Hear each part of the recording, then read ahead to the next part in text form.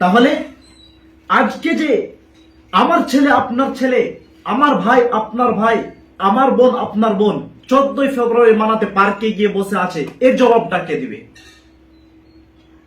এর জবাব কে দিবে? 14ই ফেব্রুয়ারি মানাতে গিয়ে পার্কে গিয়ে বসে আছে, আড্ডা মারছে, এর জবাবটা কে দিবে? একজন পুরুষ সাবালক হয় 15 থেকে 16 বছর বয়সে, আর একজন মেয়ে সাবালক হয় 12 থেকে 14 বছরের মধ্যে। আর একজন পুরুষের বিয়ের বয়স করা হয়েছে 21 বছর বয়সে নির্ধারণ করা হয়েছে, আর একজন মেয়ের বিয়ের বয়স নির্ধারণ করা হয়েছে 18 বছর বয়সে।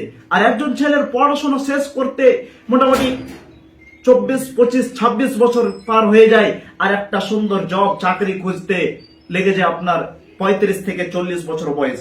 তাহলে এই 21 বছর, তাহলে এই মধ্যকার সময়টা 18 বছর থেকে নিয়ে 25 বছর, 30 বছর, 35 বছর পর্যন্ত তাহলে আপনার আমার ছেলে কি করবে? শরীরকে ঠান্ডা করে নিয়ে বসে থাকবে, না নিজেকে সংযত রাখতে পারবে, না এই নিজের শরীরকে, নিজের শারীরিক চাহিদা মেটার জন্য 14ই ফেব্রুয়ারি পার্কে বেহায়া দিবস মানাতে যাবে? কোথায় যাবে? কি করবে?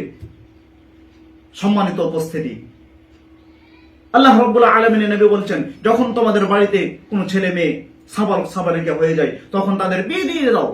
কিন্তু আমাদের আজকালকার মা বাবারা সবকিছুতেই ইসলাম মানতে পারবে, কিন্তু পারবে না কোথায়? এই যে বিয়েতে ইসলাম মানতে পারবে না। কেন পারবে না? ছেলে নিজের পায়ে দাঁড়াবে, নিজে কামাই করতে শিখবে, নিজের পায়ে স্ট্রং হয়ে দাঁড়াবে, কোনো চাকরি পাবে, তারপরে বিয়ে করবে। মেয়ের বাবাও তাই, একই ব্যাপার, যে মেয়ে একটা জামাই পাবো, চাকরিওয়ালা জামাই, তাহলে বিয়ে দিব, মেয়ে না হয় দেব না।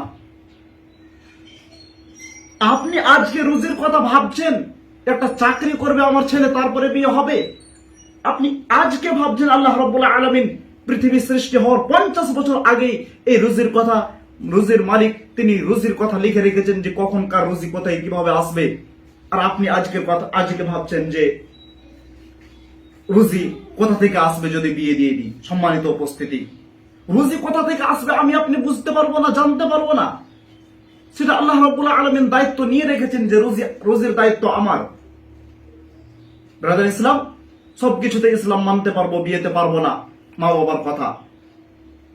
তাহলে আজকে আমার মেয়ে, আপনার মেয়ে পার্কে গিয়ে বসে আছে 14ই ফেব্রুয়ারি, এর জবাবটা কে দিবে? দিতে পারবেন? আল্লাহ রাব্বুল আলামিন নবী বলেছেন, আলা কুল্লুকুম রাঈন ওয়া কুল্লুকুম মাসউলুন আন রাঈয়াতিহি, তোমাদের প্রত্যেকে নিজ নিজ দায়িত্বশীল, দায়িত্ব সম্পর্কে তোমাদেরকে আল্লাহ রাব্বুল আলামিনের দরবারে দাঁড়িয়ে বুঝিয়ে দিতে হবে। তাহলে একজন মানুষ, একজন বাবা বাড়ির দায়িত্বশীল, বাড়িতে তার ছেলে কোথায় গেল, মেয়ে কোথায় গেল?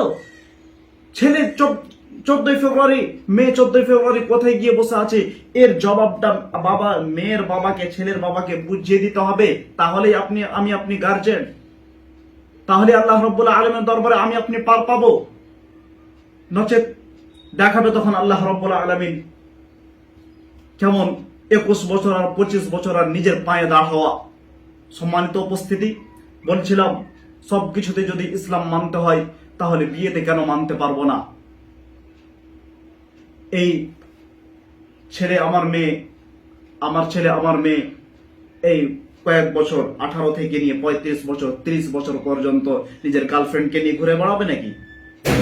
নিজের গার্লফ্রেন্ড নিয়ে বন্ধুর বাড়িতে যাবে, পার্কে গিয়ে বসে থাকবে? এটা আপনি চান যে আপনার মেয়ে গিয়ে বসে থাকুন, আপনার ছেলে গিয়ে বসে থাকুক? এটা আপনি চান? আমি চাই। যদি না চাই তাহলে কেন বিয়ে আজকে এত কঠিন করে দিলেন? আজকে বিয়ে এত কঠিন হওয়ার কারণে সমাজে জেনা, ব্যভিচার আম হয়ে গিয়েছে, কোনো ব্যাপারই নয়। আর যদি আমি আপনি বিয়েটাকে সহজ করে দিই তাহলে আজকে সমাজে কোনো জেনা থাকবে না, ব্যভিচার থাকবে না। রুজির টেনশন আপনাকে নিতে হবে না, আল্লাহ রাব্বুল আলামিন নিজে নিয়ে রেখেছেন। সম্মানিত উপস্থিতি, তাই বলি যে সমাজে বিয়েটাকে সহজ করুন। 14ই ফেব্রুয়ারির মতন বেহায়া দিবস থেকে বিরত থাকুন। আমাকে, আপনাকে সতর্ক হতে হবে যেন আমার আপনার ছেলে 14 ফেব্রুয়ারির মতো বেহায়া দিবস থেকে দূরে থাকতে পারে। তার জন্য আমাদেরকে সমাজে বিয়ে সহজ করতে হবে। আল্লাহ রাব্বুল আলামিন এর কাছে দোয়া করব, হে মহান করুণাময় রব্বুল আলামিন, তুমি আমাদেরকে সমাজের এই কুসংস্কার কুচরিত্রকে দূর করার তৌফিক দান করো। আল্লাহুম্মা আমিন। আসসালামু আলাইকুম ওয়া রাহমাতুল্লাহি ওয়া বারাকাতুহু।